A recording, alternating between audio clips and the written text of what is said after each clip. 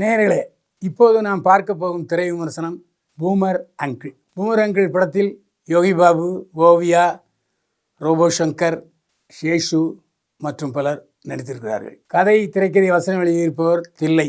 சுபாஷ் தண்டபாணி ஒளிப்பதிவு செய்திருக்கிறார். சாந்தன் மற்றும் தர்ம பிரகாஷ் இணைந்து இசையமைத்திருக்கிறார்கள். இயக்கியிருக்கிறார் சுதேஷ் MS. நாம் எத்தனையோ பங்களாக்களில் பேய் இருப்பதை படங்களில் பார்த்துருக்கோம். எல்லா படங்களுமே ஒரே ஸ்டீரியோ டைப் திரைக்கதை தான், மாற்றமே இல்லை. அதை விட கொடுமைன்னா, ஏற்கனவே 4 படத்தில் இதே பங்களாக்குள்ளே பேய் இருந்து அதையும் நாம் பார்த்து அவஸ்தைப்பட்டிருக்கோம்.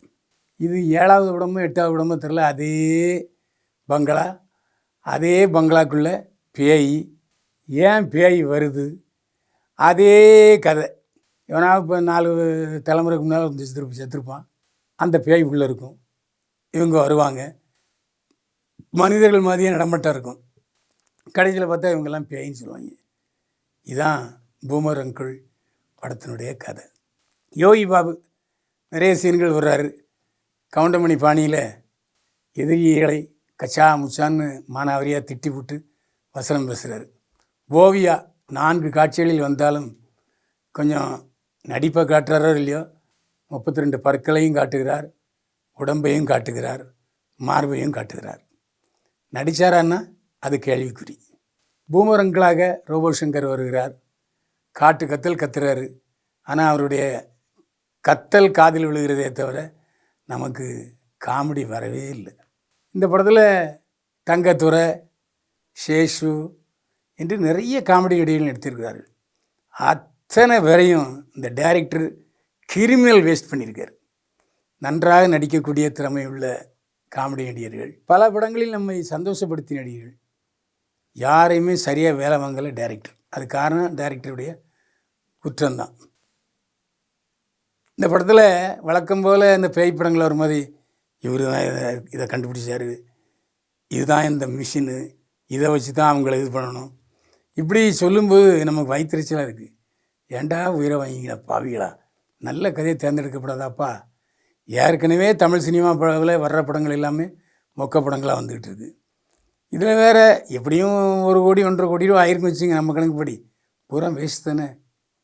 ஏனென்றால் ஒரு ஷோவே நம்மளால் ஓசியில் கூட பார்க்க சைக்கிள்.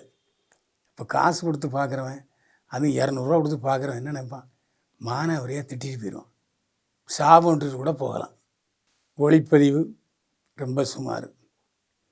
2 பேர் இசையமைத்திருக்கிறாங்க, அதுவும் ரொம்ப சுமார். ஒரே மெட்டு திரும்ப திரும்ப வருவது போல் ஒலிக்கிறது. வழக்கமாக காமெடி பண்ணுற சேஷு இந்த படத்தில் நிறைய பேசுகிறாரு. தன்னுடைய முகத்தை கோமாளி மாதிரி, சர்க்கஸ் கோமாளி மாதிரி வரைந்து கொண்டு அதை வேறு அடிக்கடி டச்சப் கொடுத்துக்கிறாரு. நிறைய பேசுகிறாரு. பாவம் நிறைய இடத்துல விழுந்து விழுந்து மண்ணை கவுறாரு. உடம்புலாம் வலிபட்டுருக்கும் பாவம். இப்போ அவர் உயிரோடு இல்லை.